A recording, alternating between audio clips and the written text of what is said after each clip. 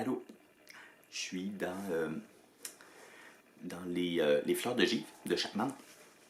C'est un très beau livre au niveau poétique. Et Chapman, dans ce livre-là, il raconte un vol dont il a été témoin. Ça commence comme ça. 7 heures du matin, au début de l'automne. Le soleil se levait dans un ciel qui moutonne. Il y a des nuages. Il y a des nuages dans le ciel. C'est un ciel d'automne, c'est pas un ciel qui est super ensoleillé. Là. On sait que ça se peut des ciels ensoleillés d'automne, mais pas en poésie. Là. Regarde bien. Et la brume noyait à demi ses rayons. L'air piquait et le vent roulait en tourbillon. Les feuilles de l'érable aux branches presque nues sur les trottoirs boueux le long des avenues. Les trottoirs sont boueux. Ça, c'est pas des trottoirs en béton comme aujourd'hui. Là. On est au 19e siècle. Là. C'est comme dans Oliver Twist. Là. Ben, si tu connais pas Oliver Twist, admettons que c'est Sherlock Holmes là, ou un jeu vidéo qui se passe au 19e siècle, puis c'est correct. Là. Tu vois que c'est des trottoirs de bois, puis il y a de la boîte dessus parce que les rues sont pas asphaltées. C'est correct. Matineux et bavards comme les passereaux qui viennent pépiller dès l'aube à nos carreaux, les laitiers commençaient à servir leurs pratiques.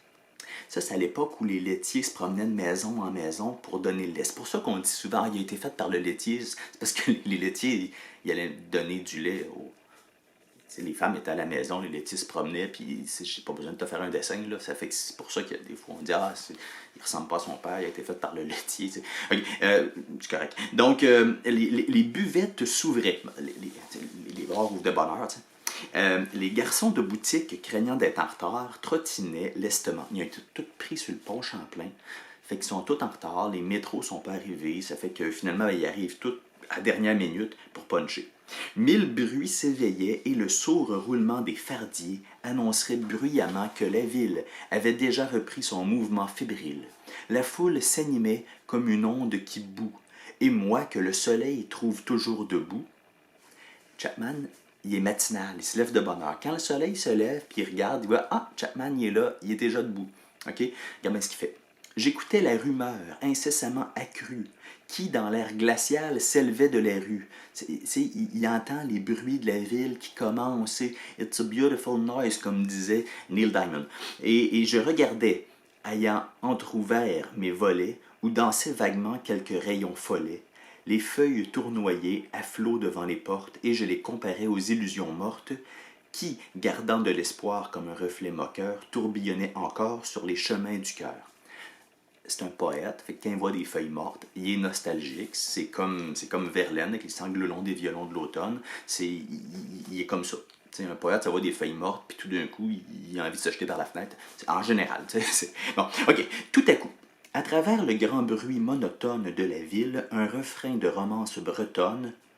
Bon, ça peut être normand aussi, c'est la Bretagne, c'est pour la rime, là.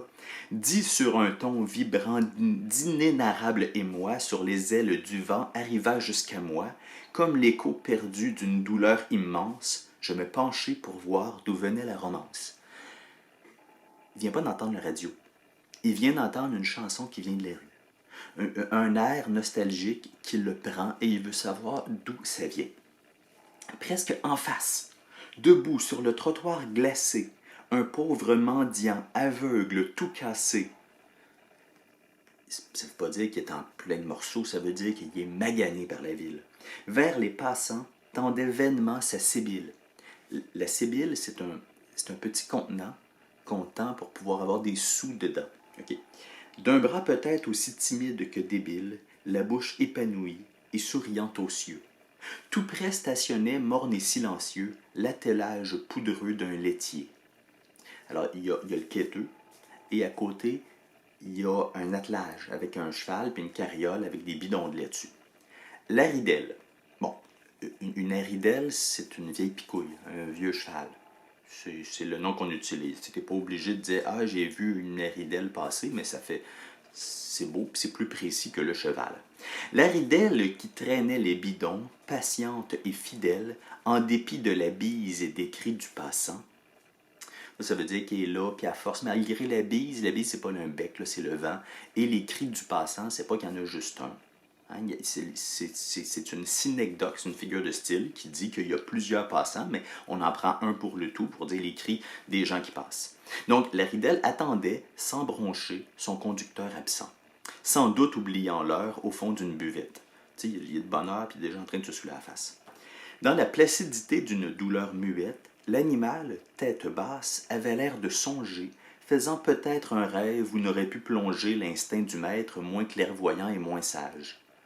Ici, on veut présenter le cheval comme une bête sage.